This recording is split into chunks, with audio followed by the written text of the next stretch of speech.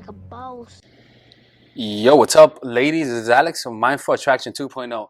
And today I'm going to be showing you guys a very simple way how to unlock your subconscious mind so that you can utilize all of its power, right? And this is something that's extremely simple, a very simple way to do it, at least from my perspective. And not just a way on how to do it in terms of achieving a goal, but also on how to do it and remain happy. Because unlocking the power of your subconscious mind isn't to provide you with material things, it's to provide you with an ecosystem of positive emotions. So I'm going to be showing you guys how to unlock it, how to use it to attract anything, how to manifest anything. This is the tactics that I use to manifest this channel, both of my channels. This is how I did it, all right? And this is how I teach guys how to meet women, how to transform themselves, and this is how I teach myself too, all right? Oh, sorry, it's cool, man. Gotta tell people to get the fuck out. No, I'm kidding, all right? So let's just start. So the first thing when it comes to unlocking your subconscious mind is that you gotta first free yourself from your mind.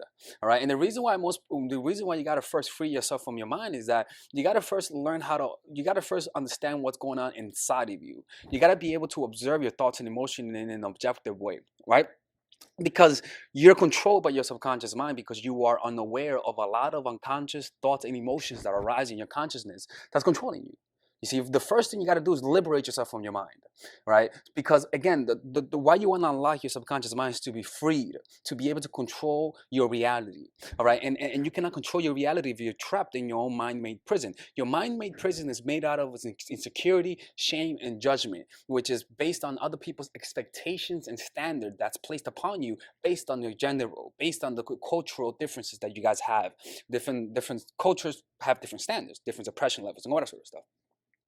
So the first thing you gotta do is become aware of your limiting beliefs. Become aware of your current model of the world. And the way you do this is to create space. Notice what's going on inside of you. That's the first step to liberating yourself from your mind. Is observing your unconscious thoughts and emotions. Right? That's the first thing. So just become aware. Consistently practice mindfulness. That's the simplest way if I could put it because that's a long and deep topic. Right? So that's the first thing you gotta do is that you want to create space. Why? Because you want to use your mind. You don't want to become your mind.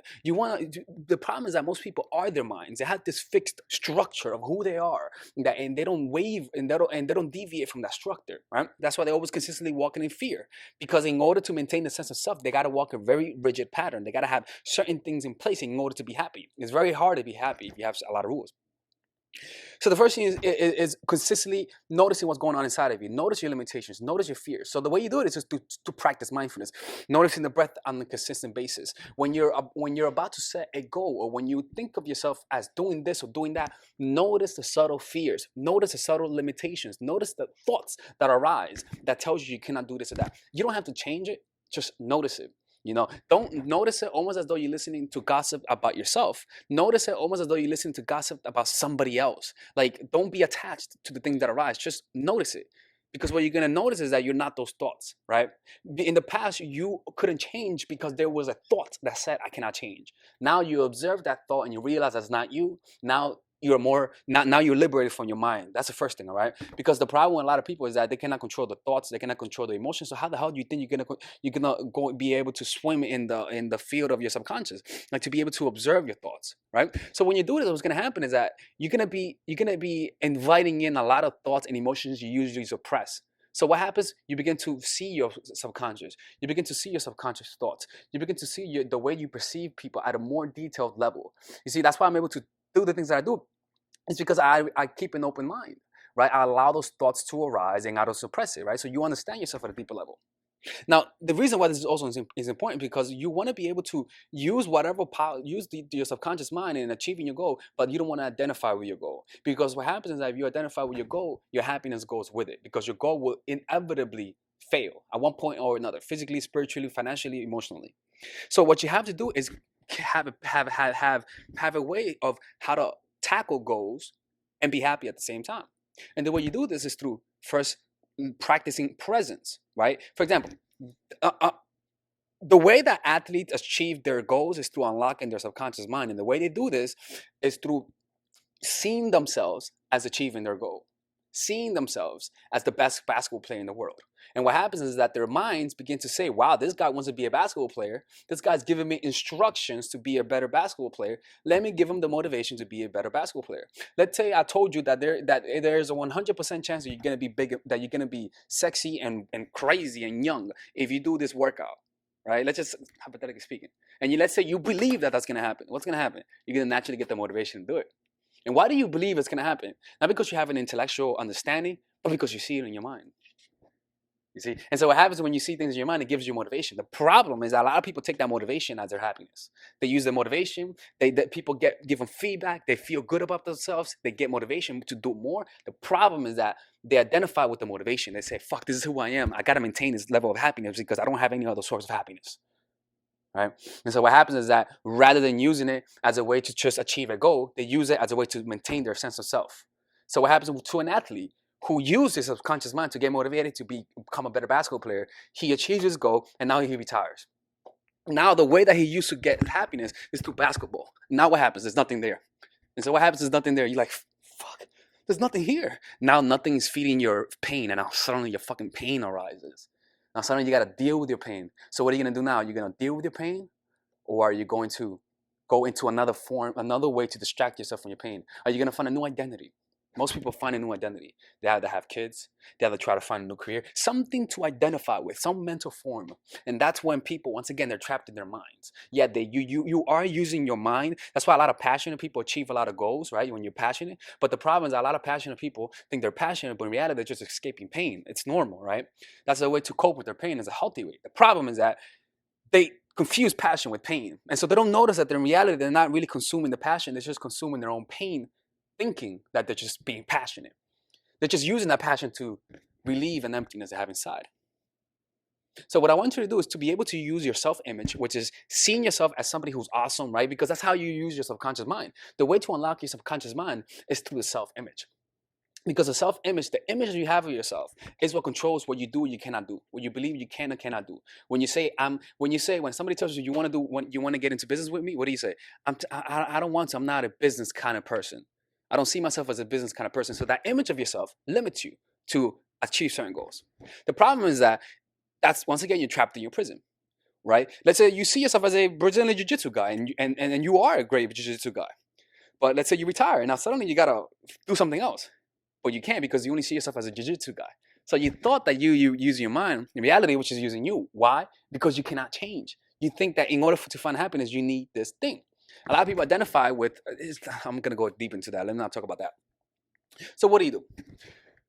You got to first go into this understanding that your self-image, the identity that you think of who you are, is more of a tool for motivation rather than an identity. You see, so when you want to, let's say you want to, for example, me, right? I want to get bigger, right? I want to work out more, right? How do I get the motivation to do it? I don't just tell myself, working out more. No. I said, okay, how do I check my brain? All right, let me see myself as somebody who's in shape. And because of that, I'm getting more Tinder likes. My ego is like, oh, yeah, I like this. My ego says, oh, I like this. I like where this is going. I'm like, yeah, let me see myself. Yeah. If I get in shape, I get more Tinder likes. I get more dates. I get everything, right? Now what happens? Now I get the motivation to go work out. I work out, right? And I just keep seeing that. But in the back of my mind, I know what I'm doing. In the back of my mind, I know I'm just tricking my brain to work out. I'm just using this as a tool. Let's say I work out, and I start swiping right, and I get no Tinder likes. Now, if you weren't aware of your real motivation, what's going to happen? You're going to feel a downfall because you were subconsciously looking for some happiness. Now, if you don't get the motivation, if you don't get the likes, okay, cool, that's fine. That's cool. I was just using it for motivation, right? And then let's say now you're able to jump from one goal to another in an easy way. Let's say you need to achieve, let's say you want to become a better journalist or a better writer. Rather than trying to be a better writer, just imagine yourself as an amazing writer. You see yourself as an amazing writer. You see not just writing amazingly, but the reactions, the reviews of people saying how amazing you are as a writer. Now suddenly you get the motivation. Now suddenly your subconscious mind says, okay, this guy sees himself, this girl sees herself as a writer. Now let me give her the motivation. And the more you see yourself as a writer, the more vivid that image becomes, and the more And the more vivid, which means that it gives you more of an emotional response. The more vivid an image, the more of an emotional response you get. That's why people who have PTSD, when they see their memory, they see fucking huge images, right? Very vivid. It's because it's not because it's vivid. It's because the vividness comes from the emotional response. So you could backward engineer that by making the image vivid, and then you'll naturally get the emotional response that goes along with it. That contrast, the vividness of the image. Crazy shit, right?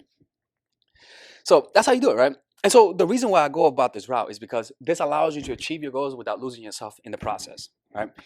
For example, I want to be able to, I want to live in New York City again, and I want to have 100,000 subscribers, right? That's what my goal was. But I understood that wasn't going to make me happy. But I knew that imagining it motivated me because it got me excited. You see? So don't try to willpower your way through life. Try to imagine your way through life, right? Try first see what you want to do, see the outcome before it happens, make it very vivid, right? And just keep visualizing that image in your mind consistently in order to make it happen, right? And the key is to consistently visualize it, consistently make it vivid, right? Do it every single day, and don't stop until it happens. What's going to happen is that it's going to get to a point where you're going to feel like it's inevitable. And when you feel like it's inevitable, there's a certain energy that comes from knowing that something's going to happen. It's like blind faith. That's how it is, right? So that's how it's done, right? That's how you unlock the power of your subconscious mind. First, disidentify from your mind. And then when I searched up, hey, I'll be out soon. Yeah. First is disidentifying from the mind, because it allows you to it allows you to have conflicting thoughts, conflicting goals. It allows you to do things that outside of your norm. Let's say that you're a shy person and you say, I cannot talk to that person, right? That's a limitation. So what do you do then? You just begin seeing yourself as someone who talks to that person, right? And that image of you is going to be different. You may not happen the first time. The second time, just see yourself as someone who's extroverted. Just keep seeing it, keep seeing it. What's going to happen is that the brain is going to say, I keep seeing this event happen. It looks very vivid. It must be real. Let me give her the emotional response that's equivalent to the event. So you seeing yourself being social, you seeing getting good reactions, and so your brain will give you the proper emotional circuitry to get those reactions, the proper thoughts to get those reactions. Don't think about the way there, just think about the outcome, and just get there.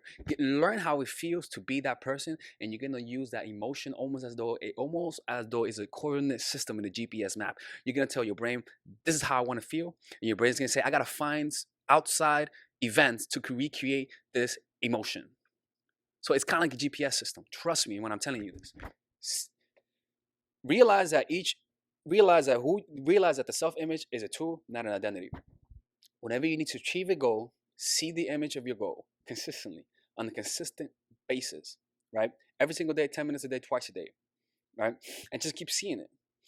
Notice how it feels to achieve the goal. And every time you see that image of the goal, feel what it feels like. What's going to happen is that the more you do it, like I said earlier, the more of an emotional imprint your brain is going to have. It's going to say, you know what, this emotion is the destination. So it's going to find, it's going to motivate you to act in a way to make certain decisions, to recreate events that causes these emotions. I'm telling you, this shit works, man. I'm telling you. For example, it's kind of like when I play basketball. I just imagine myself, how would it feel like to be a dominant basketball player? I will feel that. And then what's going to happen is that when you feel dominant, you're going to start thinking dominant. Now, what images and what movie comes from feeling dominant? Usually a movie of you playing fucking nasty.